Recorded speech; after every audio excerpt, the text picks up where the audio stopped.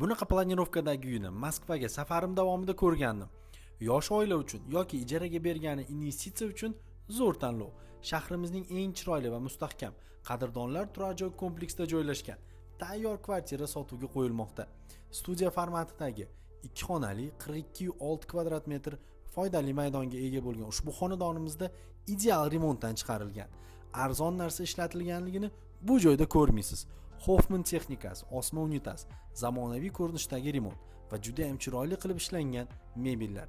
Kirib kiyimlaringizni olib kirib yashasangiz. Do'stlar, ushbu xonadonimizda egalar raqami hozir ekraningizda turibdi.